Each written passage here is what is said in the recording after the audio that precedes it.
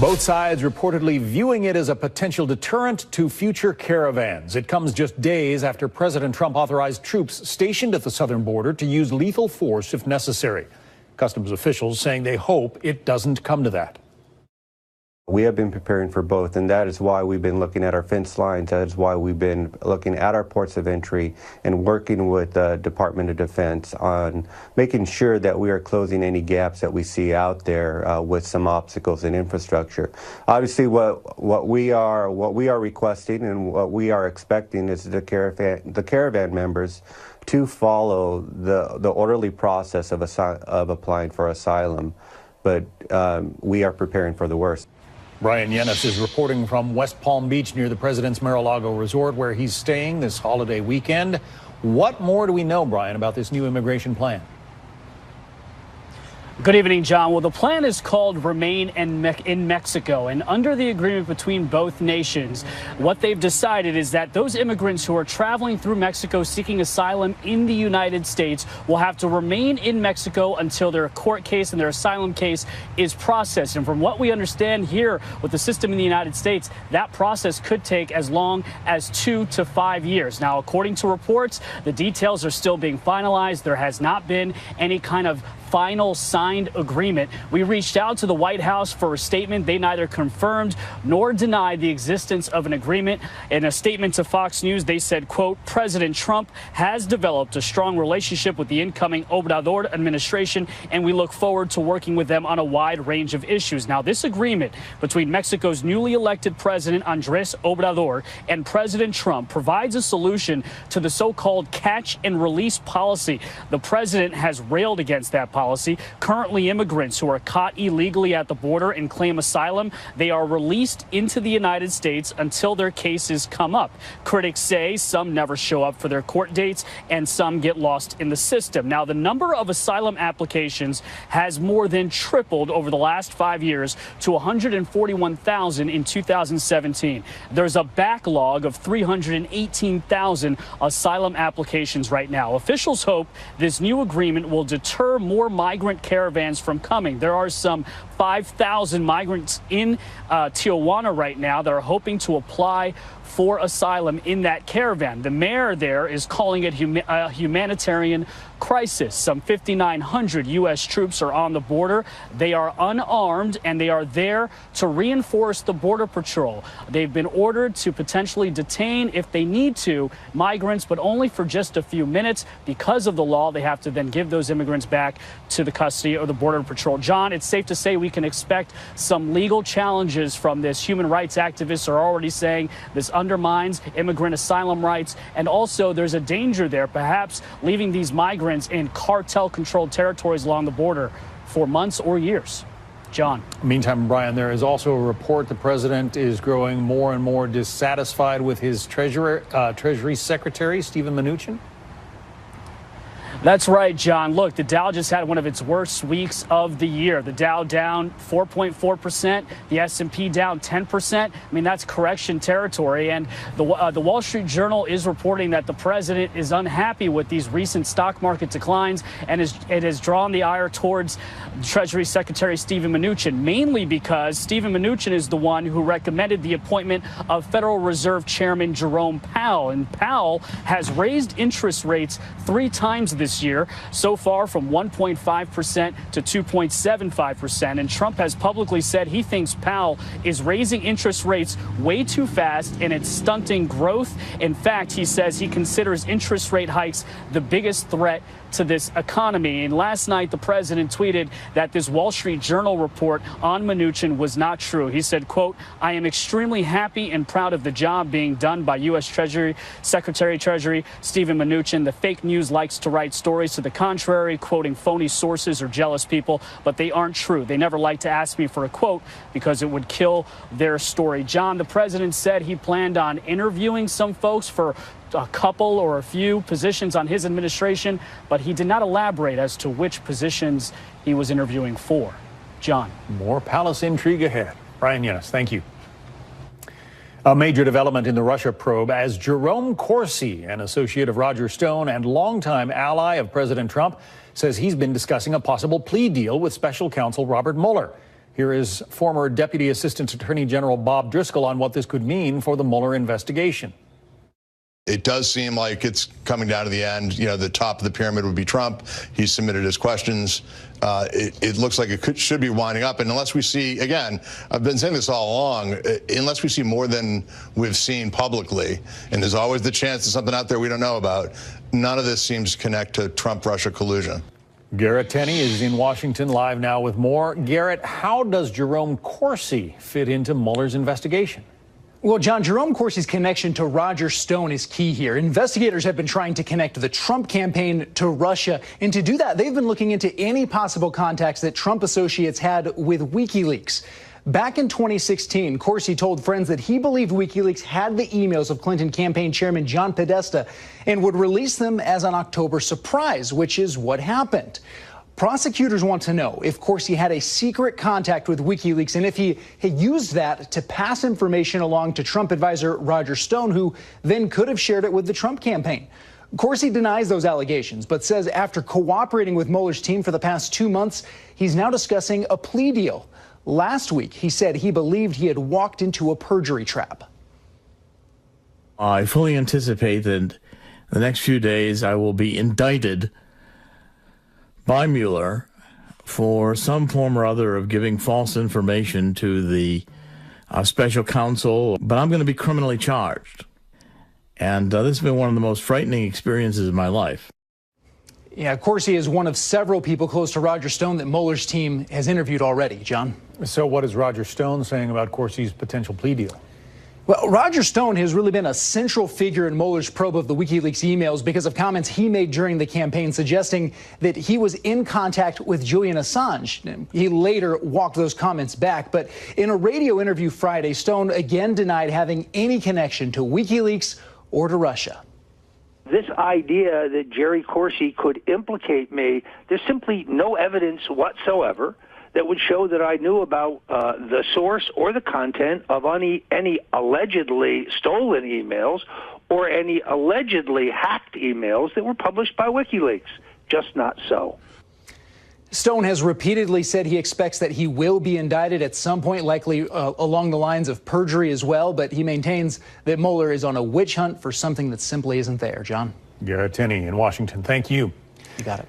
House Judiciary Committee Chairman Bob Goodlatte speaking today after the committee issued subpoenas to former FBI Director James Comey and former Attorney General Loretta Lynch in their ongoing investigations into the Justice Department and FBI's conduct leading up to the 2016 presidential election. Comey wants to answer questions from the committee in public and not behind closed doors. Here is Goodlatte's response. Well, I think it's particularly telling that the former director of the Federal Bureau of Investigation says he would resist a lawfully issued congressional subpoena because it is done in the same fashion that every investigation he ever conducted as an investigator and as director of the Federal Bureau of Investigation, which is behind closed doors. Meantime, Goodlatte also speaking about his likely successor as Judiciary Chairman, New York Congressman Gerald Nadler. Nadler, a known critic of President Trump, has Goodlatte worried about the status of those investigations. I am very concerned that Mr. Nadler, who has not done anything other than criticize this investigation since it started a little over a year ago, is not going to follow through. And it's too bad because, you know, Democrats should be just as concerned about Mr. Comey's actions in 2016, including his decision to reopen the Hillary Clinton investigation and tell the whole world a week before the election. Nadler is expected to become the new chairman of the House Judiciary Committee when the new Congress begins in January. The catastrophic wildfire in Northern California is nearly out after several days of rain there, leaving searchers to comb through now muddy ash and debris for signs of human remains. That massive wildfire claiming 84 lives so far, with the number of unaccounted for standing at just under 500. And wildfire-weary evacuees, many living in tent shelters since being forced from their homes, wonder what will happen next. My house is gone, so I don't have anywhere to go. So I feel pain and I feel anger, and I just really wish that somebody were able to give us a place to go. There's been such an outpouring of help and support and food, and people are bringing coats and umbrellas, and And then all those things are so helpful, but at the end of the day, I have nowhere to go. Jeff Paul is live in Paradise, California, one of the hardest hit areas. So much to put back together there, Jeff. How's the recovery process going? Well, John, for the first day in what seems like several days, we're finally getting some sun. The weather starting to work in favor of search and recovery crews. No more rain. The winds have really started to die down. And as a result, those crews are out in higher numbers and able to work a lot faster as they sift through that wreckage. We're also seeing more utility workers out and about. They're clearing some of those downed trees as well as those power lines and power poles. And that's only allowing this community to better get back on its feet with so much devastation still in this community. We talked with one of those crew members about how they feel they're making progress on this recovery. Take a listen.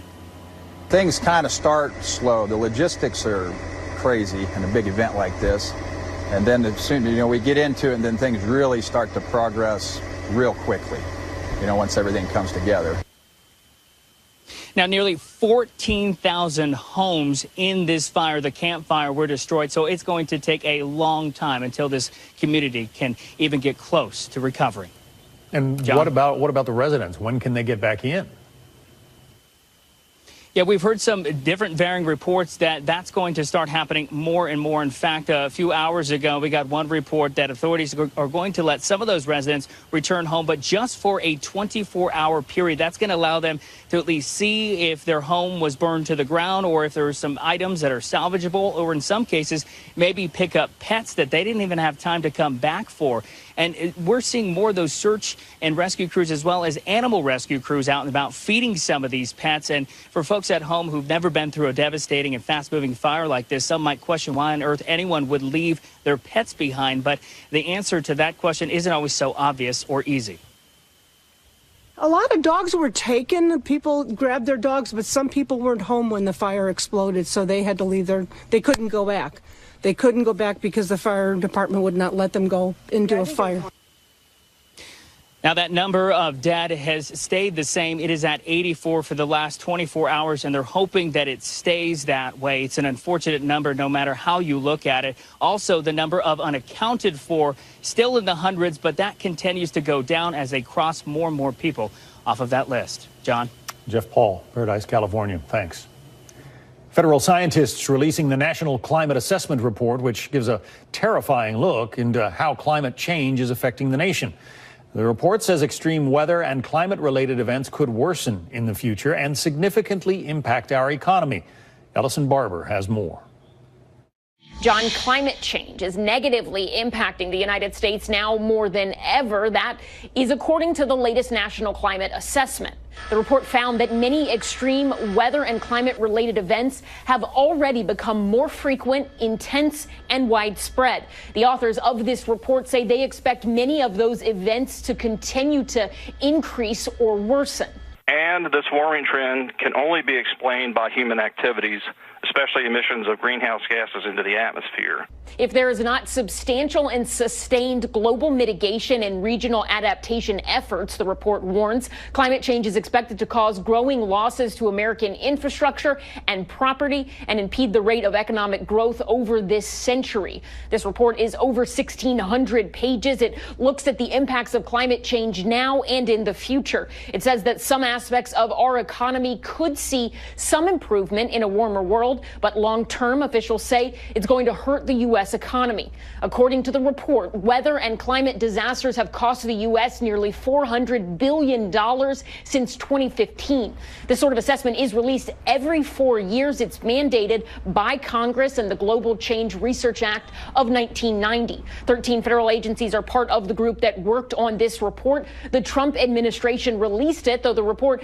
seems to contradict some of President Trump's views on climate change. Now, another big question is it possible that climate change is a real issue here? Well, we'll be looking at everything. I mean, it is land management and it's forest management, really, is what you mean. But we're going to be looking at every factor, and we're going to get to the bottom of it, and I think we can do it fairly quickly. Economies and industries that are said to be particularly at risk are things like agriculture, tourism, and fisheries. John? Ellison Barber reporting. Ellison, thanks. Former Vice President Al Gore slamming President Trump, claiming the president tried to bury that report on climate change just out. Gore criticizes the report's release immediately after Thanksgiving rather than in December, as had been originally planned. In a statement, Gore says, "Unbelievably deadly and tragic wildfires rage in the West. Hurricanes batter our coasts. And the Trump administration chooses the Friday after Thanksgiving to try and bury this critical U.S. assessment of the climate crisis. The president may try to hide the truth, but his own scientists and experts have made it as stark and clear as possible." Widespread outrage over a looming tax hike, sparking deadly protests in France. Why the price of diesel has become such a contentious issue there. Plus, a new winter storm threatening to derail holiday travel plans. The latest forecast ahead.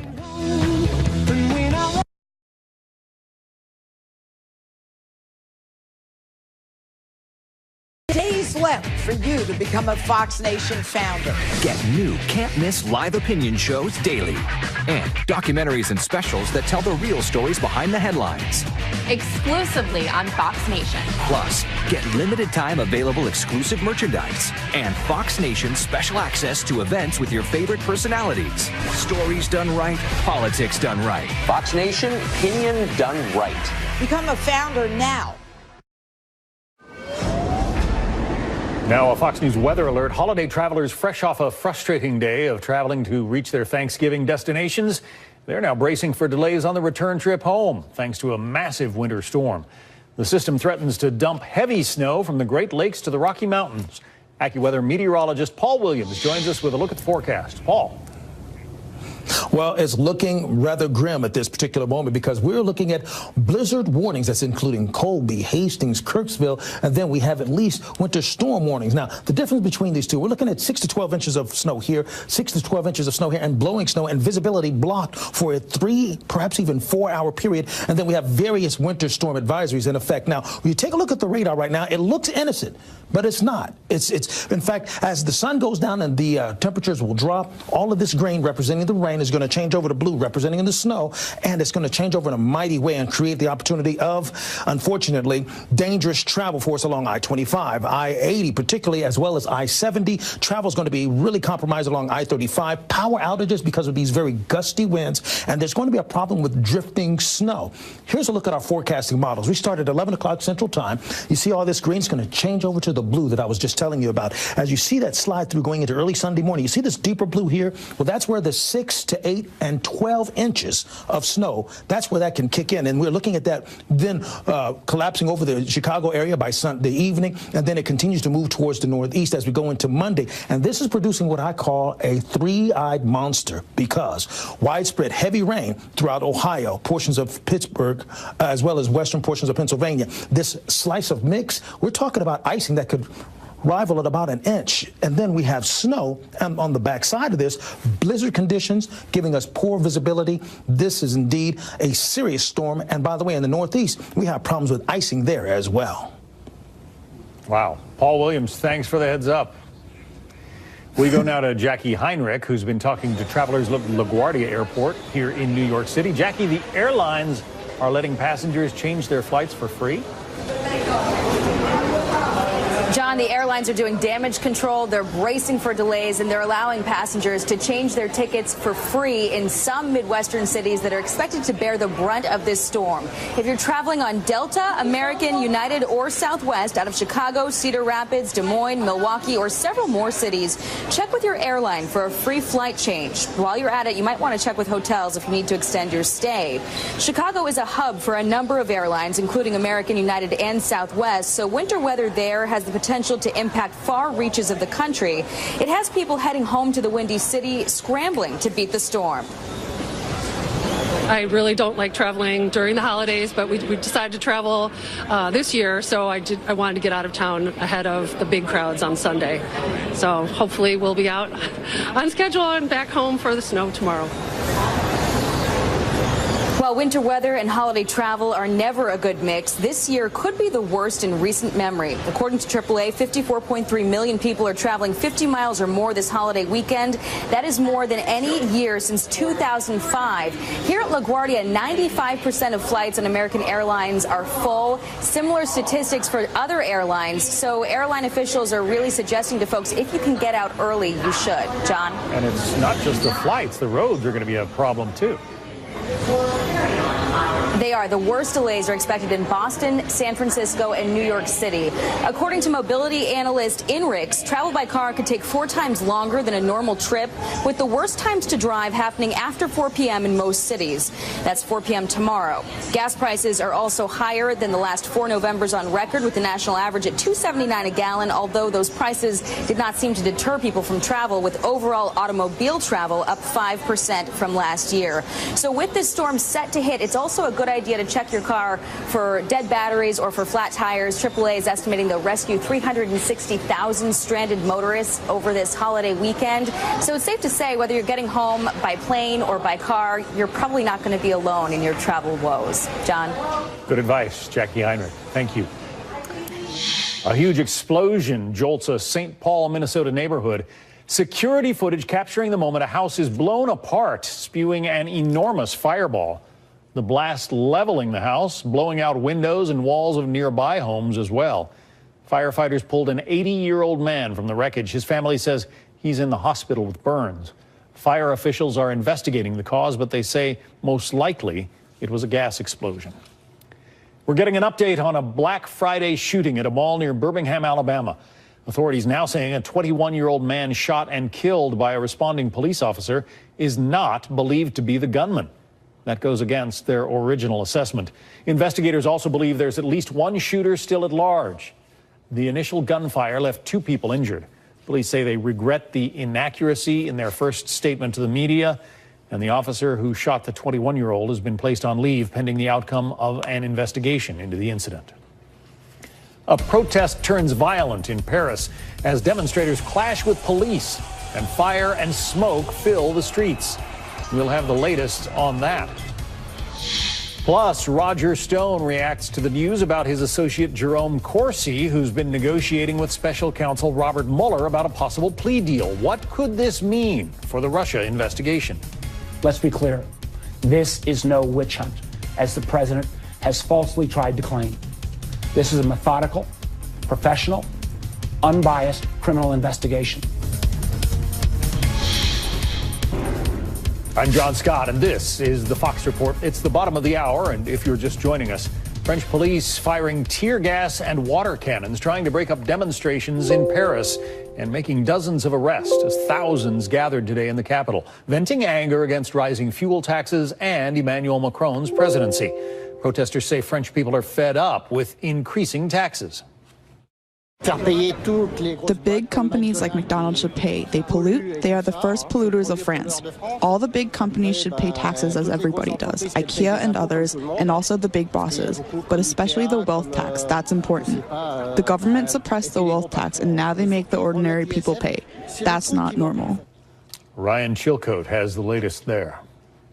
John, tens of thousands of protesters have hit the streets to protest, not just in Paris, but in cities and towns right across France. They're easy to spot. They're wearing those bright yellow vests. They're actually the high visibility vests that French motorists have to keep in their cars in case of accidents. Why are they angry? Well, French President Emmanuel Macron intends to raise the tax on fuel in the coming year. What's the big deal? Diesel, that's the fuel of choice in France, cost the equivalent of about $6.30 per gallon. Now, of course, they use liters and euros in France, but I've converted it for you. Most of that is tax. The tax went up by 30 cents a gallon this year, and if Macron gets his way, it will go up by another 25 cents per gallon starting January 1. He says these taxes are needed to discourage people from buying cars that contribute to climate change, but many French people, particularly those who live outside of the capital, that need their cars to drive to work and stores, say they're just too high.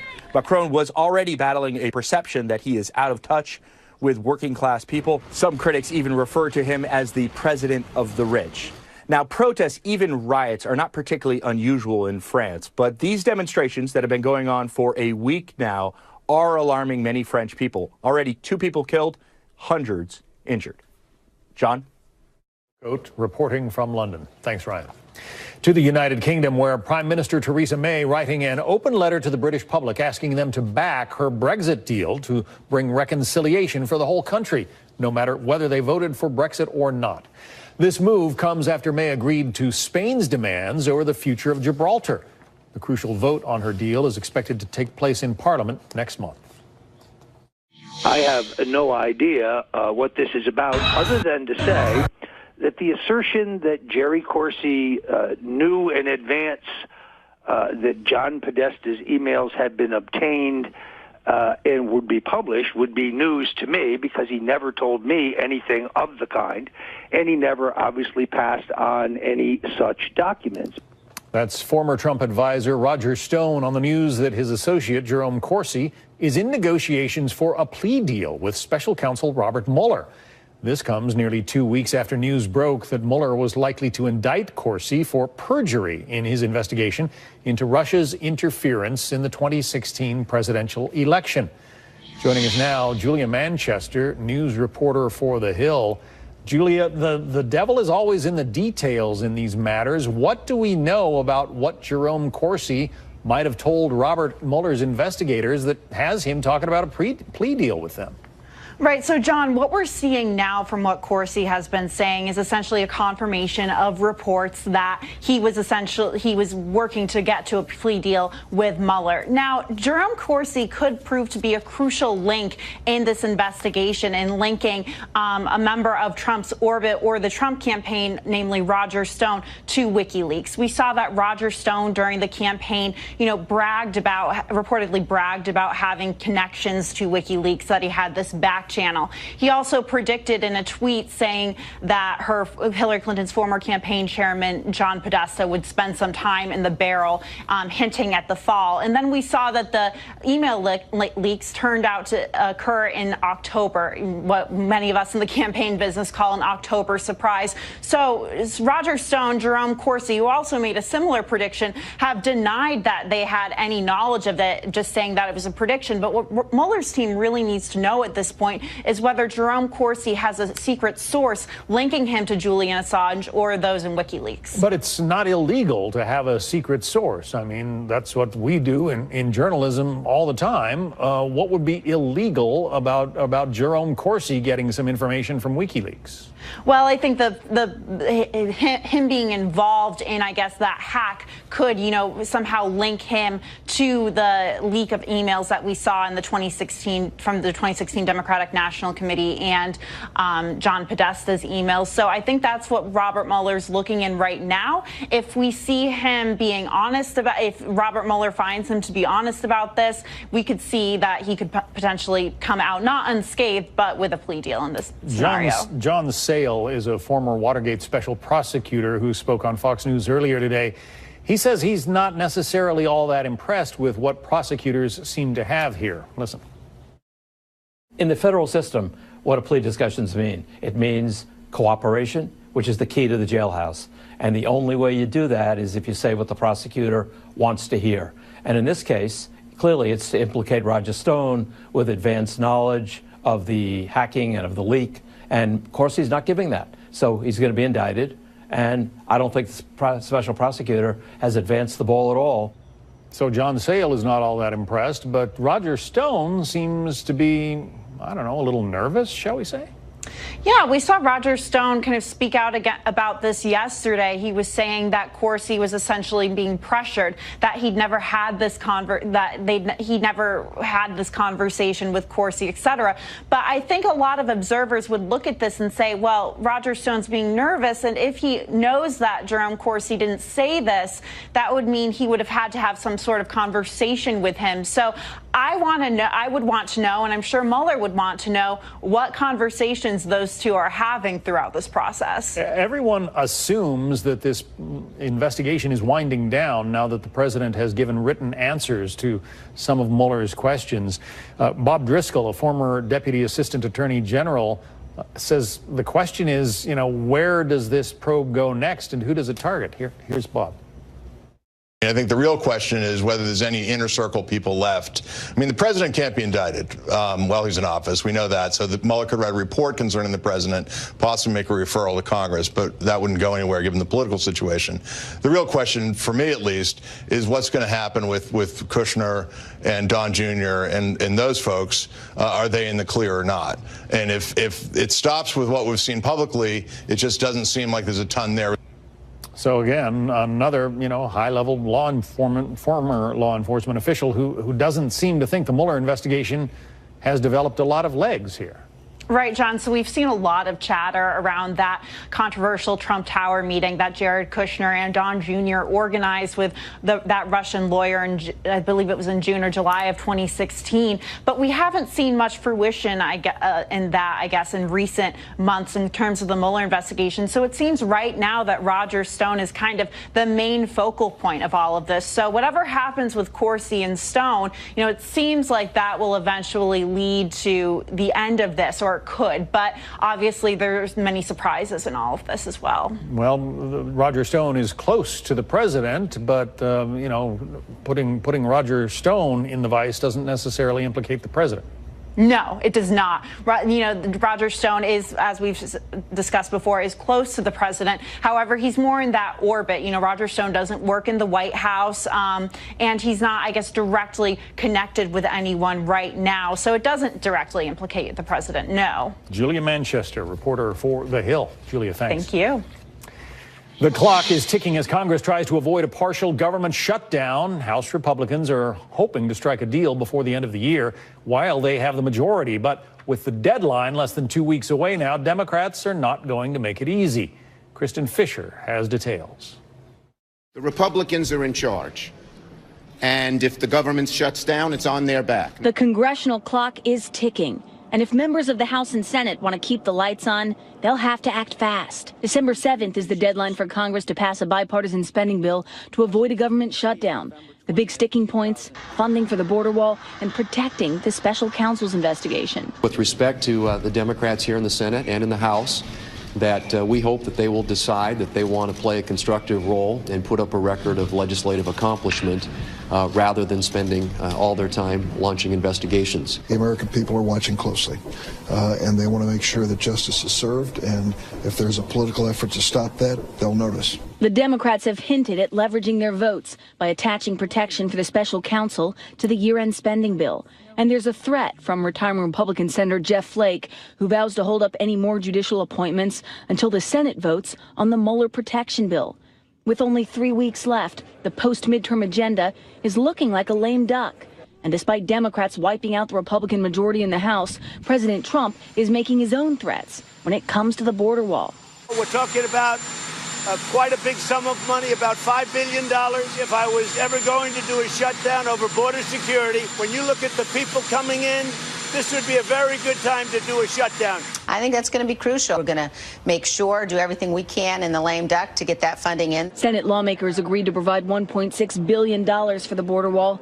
But as Democrats prepare to take back the House, they're refusing to give in to the president's demands. We believe if President Trump stays out of the appropriations process, we can have a good bipartisan agreement and the government can move smoothly forward. So as it stands, the House and Senate have passed 5 of the 12 spending bills. Some of the remaining measures expected to make it to the floor include tax cuts, the Farm Bill, and criminal justice reform. In Washington, Kristen Fisher, Fox News. Black Friday sales hit a historic first, but it didn't happen at the mall, where all that shopping came from, coming up. Plus panic on a Thanksgiving Eve flight after an alleged passenger outburst midair. That's ahead. It was terrifying. I'm not Jewish myself, but after he was escorted off the flight, I was talking to other passengers who were Jewish, and they were absolutely terrified.